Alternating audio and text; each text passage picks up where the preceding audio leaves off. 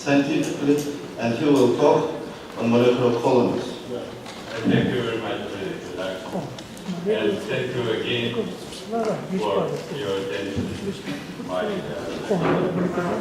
I will start this way with the notion that Oparin was similarly the first to realize that no evolution in the biotic world was possible without a competition and hence compartmentalization, some form of segregation of biomolecules from the environment. It coagulates these of the gel and then pours the waste collide. These vesicles were the first models of primitive cells. Thank you. And in that famous work published in 90 years ago, he wrote, the moment, this is English translation, the moment when the gel was precipitated, or the first coagule formed, marked an extremely important stage in the process of the spontaneous generation of life. At this moment, the transformation of organic compounds into an organic body took place. Not only this, but at the same time, the body became an individual and set itself apart from the environment surrounding it. And this resulted in a competition and natural selection. He wrote, only the most complicated and efficient could grow and develop, and the rest either ceased to develop or perish. Okay? And today, the most popular view is that first form of compartmentalization was in liposomes. And it was shown that if you load liposomes with nucleotides and RNA replicates and RNA template, then the division of liposomes could be coupled to RNA replication, which looked like reminiscent of cell division and therefore looked very convincing that this form of compartmentalization was the first one. However, replication of liposomes and self-replication of ribozymes are hardly compatible. Shostak and Bartlett and Luisi, the prominent person in the field of origin of life, wrote that many ribozymes have optimal activity and in the presence of high concentrations of divalent metal ions. In such conditions, vesicles composed of acidic phospholipids would aggregate, possibly interfering with growth and division. But even more important problem is arise when we consider liposomes as possible form of compartmentalization in the biotic world. This is that lipid membrane is a strong barrier for nucleotide exchange with the surrounding solutions. And this, again, results of experiments from a Shostak's paper showing that even passive diffusion through a lipid membrane of liposomes is very slow. If, for example, we load vesicles, with ATP, either in the presence or the absence of magnesium, then there is almost no leakage of ATP from vesicles, showing that the membrane is almost impermeable to ATP. Even mostly hydrophobic derivative of adenine goes through membrane very slowly with half time, about 10 hours, like that. Okay? And in experiment, when inside liposomes were template oligo-C, and outside were activated derivative of GTP. That it was shown that the presence of membrane reduced the rate of amplification at least 2 times, so that the membrane not only not accelerating, not make the life easier, but it make life harder, very difficult to become and to originate and to develop. And as an alternative form of compartmentalization, we propose molecular colonies, which we discovered when we were working with little replicase. Little replicase amplifies ribonucleocases exponentially. It uses single-stranded RNA as a template and makes single-stranded RNA copies, as I discussed yesterday. And in both the original template and the complementary copy serve as templates in the second round of replication, and so on, so that the number of templates or RNAs increases exponentially. And in only 10 minutes, the replicase can produce up to 10 billion copies of a single replicable RNA molecule. The replicase was intensively studied in the late 60s and the early 70s, and it was discovered an unexpected feature of this system. That if you, for example, we prepare a purified enzyme with the replicase and add to the enzyme all 4 ribonucleotides, and then incubate the mixture from 1 to 3 hours at 37 degrees centigrade, and then analyze the mixture by gel electrophoresis, we can see that a lot of different RNAs appear in such a reaction mixture. This was so-called spontaneous RNA synthesis. And because no attempts to purify the beta replicase further from possible RNA templates was successful, this observation led Manfred Eigen and his colleagues to a suggestion that replicable RNAs are generated de novo in the tube, and in only 1 hour or like that, very efficient replicable RNAs with replicase templates are formed.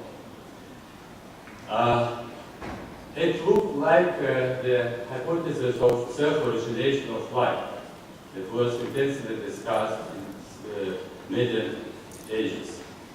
And Louis Pasteur was the first who convincingly demonstrated that no life could arise in volubly unless solid particles heavier than air were allowed to enter.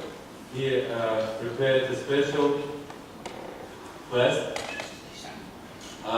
so that no particles heavier than air could enter the interior of the flask.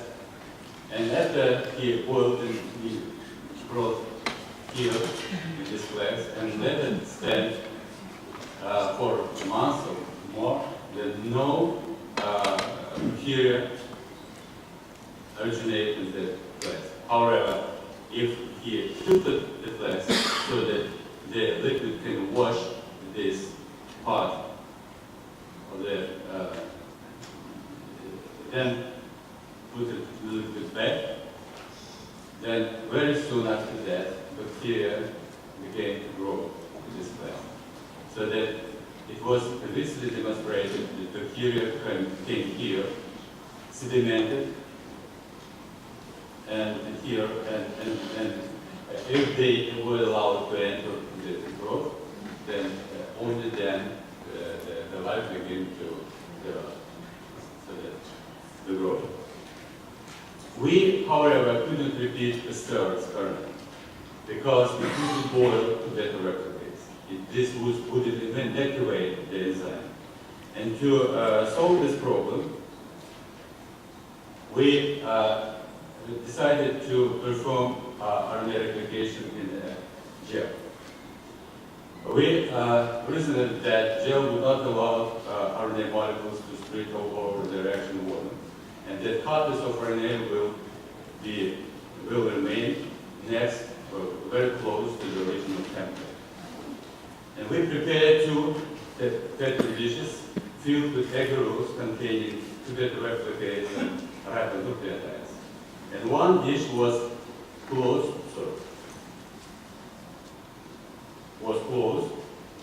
and the other was left open for an hour on a bench. After that, we stained the agarose with ethylium bromide, and we could observe a few fluorescent spots in the closed dish and a much greater number of fluorescent spots in the open dish. And we concluded that these fluorescent spots are RNA colonies that could be stained with ethylium bromide, and then RNA molecules were entered the open dish from the air. So that this indicated the possible source of the so-called spontaneous synthesis performed by beta replicates. This was the result of contamination of replicase mixtures from the air. But for today's lecture, the more important thing is that this shows a possible form of compartmentalization of biochemical reactions. Molecular colonies, or nanocolonies, or colonies provide for compartmentalization of biochemical reactions in the absence of membranes. Molecular colonies formed by the template nanomolecules, DNA or RNA, are amplified in immobilized medium whose polymer matrix possess pores at the nanometer range. Each colony is made up of clustered copies of one parental molecule, a molecular one. And the first application of this molecular colony technique was the observation of RNA combinations in vitro. To do this, we combined in one tube two fragments of a replicable RNA. None of the fragments can be amplified by a beta replicase by itself. However, if the two fragments react with each other and combine in one replicable molecule, then the resulting RNA can be amplified by a beta replicase.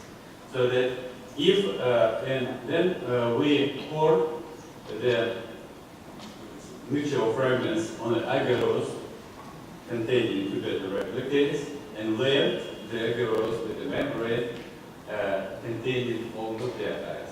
After the membrane and agarose came into contact, then replicase could stop. We observed no formation of RNA colonies. In this case, the colonies were discovered by hybridization of membrane with radioactive probe. It's not by staining with ethylium bromide. And if only one fragment was added to the agarose, we observed no formation of RNA colonies. And many colonies formed if two fragments were present together. So that we concluded that RNA fragments can combine, indeed can combine, and that this system can be used as a tool for selection of replicable molecules. So that molecular colonies, this was a demonstration, that molecular colonies can serve for selection of replicable phenotypes and hence for evolution was in an RNA world, if we consider that option. And not only RNAs, but also DNAs can be amplified in a gel. In this case, we cannot, however, use agarose because agarose would melt on heating. And in this case, we use polyacrylamide gel. And we first prepared the gel in a well of a microscopic slide, then washed the gel and dried. And after that, we added to the well the entire PCR cocktail needed to amplify DNA. This includes templates, primers, and polymerase, and nucleotides, and close the well with a glass cover slip, and then fasten these things with a foil with an old window that would allow monitoring growing RNA colonies by fluorescence. However, in the next slides, I will not show you fluorescent colonies, as it doesn't matter. I show you the results of detection of DNA colonies with like hybridization with radioactive probes. And here we were able to show that very long DNA fragments can amplify as DNA colonies in polyacrylamide gel, which contain the whole entire genes. Then we were able to show that inside